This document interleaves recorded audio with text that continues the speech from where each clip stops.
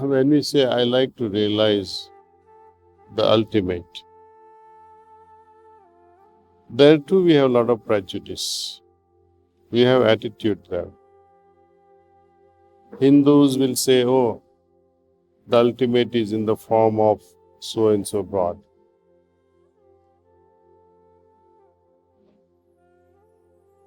Every religion has their own specialty, and we tunnel vision our views.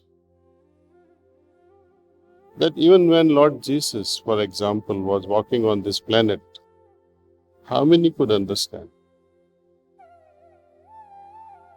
When Krishna walked on this planet, how many could understand him in his original form? If we have to describe, even physically, the form of Lord Jesus Christ, can you describe it?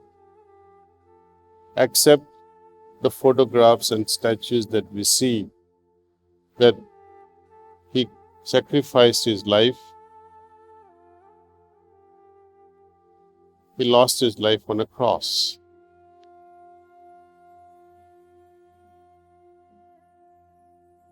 And when we see that painful moment, when we try to imagine or witness what comes to our mind, the form doesn't come, but the feeling of terror emerges in the heart. So that moment of torture must have been so painful. Imagine a small nail pricking your finger. This one, multiple, not very sharp, but very blunt nails were put in his palms on both sides on his legs. And very painful death. Of course, he resurrected. It's a different story. But despite of having such a greatness, despite of having such a great level of spiritual vibrations, people could not understand.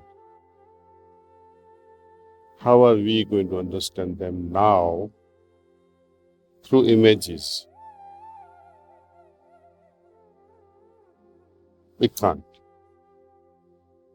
But we can always think of those qualities, their greatness, what made them great.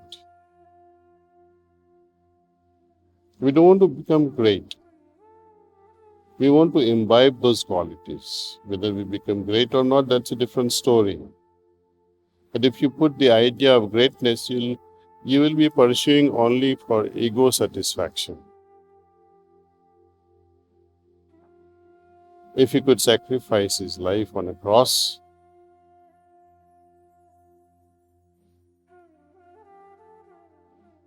we can do slightly little bit of it.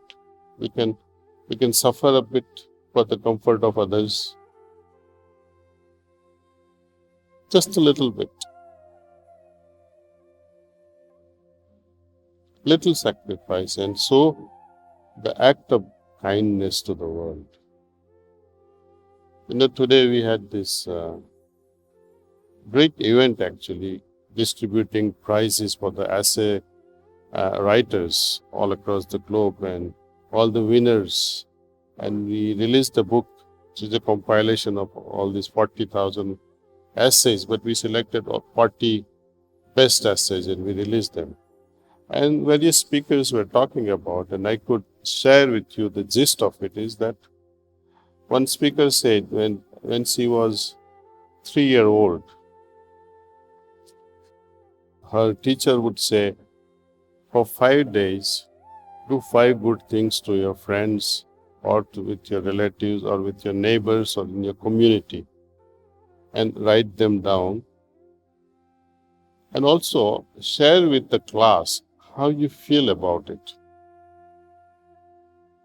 So she was mentioning that each day my heart became so joyous, happy, doing good things to my friends, sharing my stuff, being kind with them. And this had created a kind of a habit, and today she is one of the famous film star actress in Tollywood, India. Another speaker from UNESCO, he said, we as human beings are hardwired to do good things. Kindness is not accidental, but kindness, if it bubbles in your heart,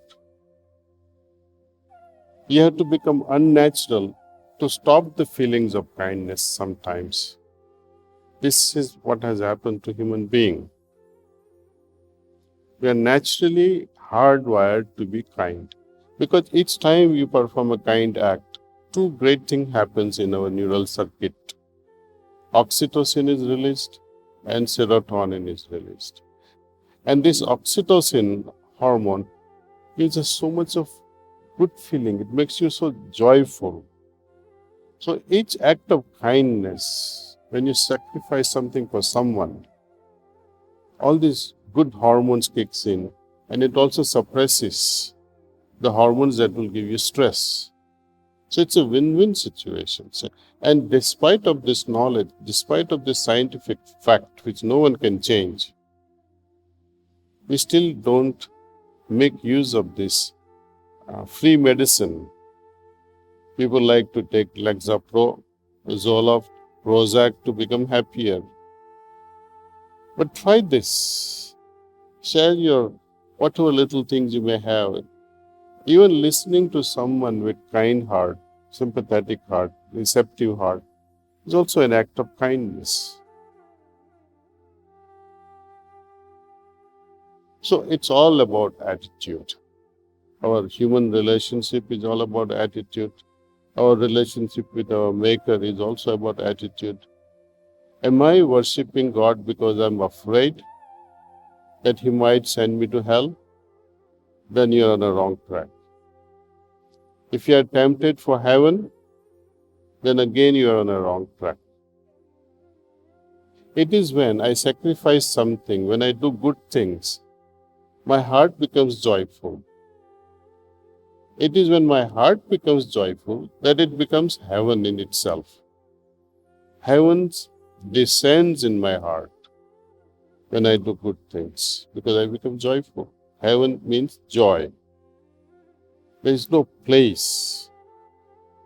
Can you identify a place where your soul will go and your body will be here? No. If you don't enjoy your heart now, you will not enjoy anything later. For sure. If not now, never. So, for heart to become more joyous, I think we need to do this.